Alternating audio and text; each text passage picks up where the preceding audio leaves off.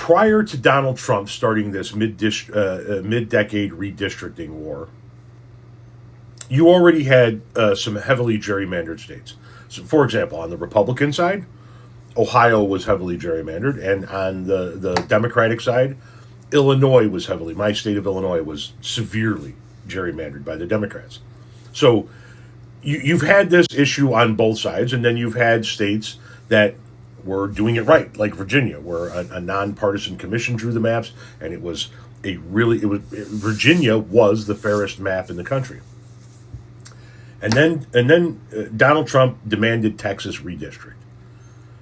And Texas redistricted, and then so Democrats fought back, and then Republicans redistricted again in another state, and then Democrats fought back, and now Florida's saying that they're going to redistrict, and this one's saying they're going to redistrict, and now Tennessee is saying that they're going to do it.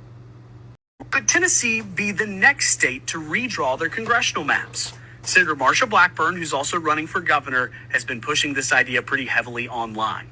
Now, why are we talking about this?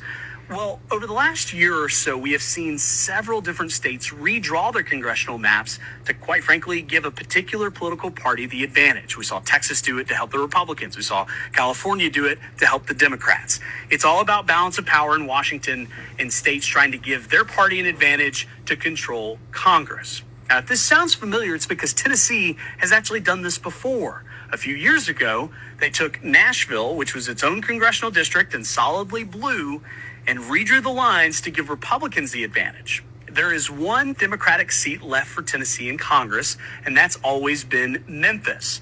But the idea under this new proposal would be to do the same thing and carve up the Memphis district to help Republicans win one more seat for Tennessee. And in that case, you would see the whole state of Tennessee represented by Republicans in Congress, and theoretically maybe give a little help to the Republicans in the midterms to help them control Congress. But here's the thing. In Tennessee, in order to pass this, you have to pass it through the legislature. The legislature just adjourned a few days ago.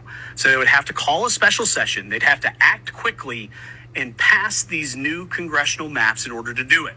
Is it possible? Yes. Will it happen? Who knows? I should amend my language there. They're not saying they're going to do it. They're leaning towards it. The Republicans there are not necessarily opposed to it. Maybe that's the way I should have said that in the beginning. Having said that, what we're heading towards is a map where you're going to have blue states that have no Republican representation and red states that have no Democratic representation. Because California, if the Republicans keep pulling this shit, Florida, Tennessee, if they keep going, then Illinois and California are going to go all blue, and they can.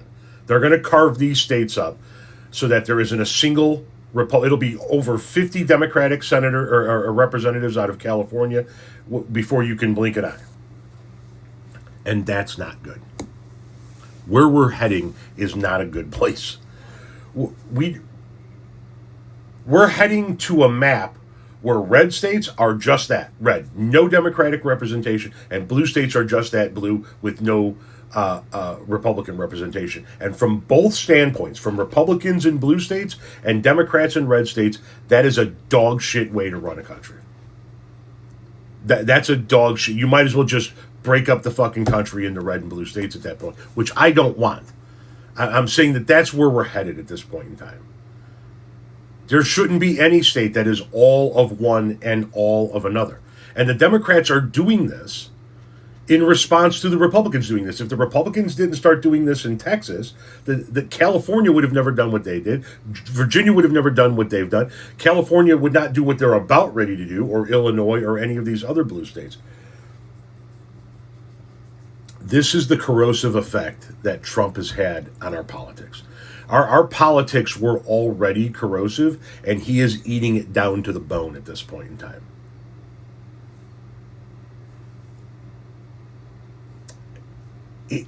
It might not be too much longer into the future, maybe not in my lifetime, but not too much longer into the future, where every Democrat leaves the red states and every Republican leaves the blue states, and we truly do live in two completely separate countries.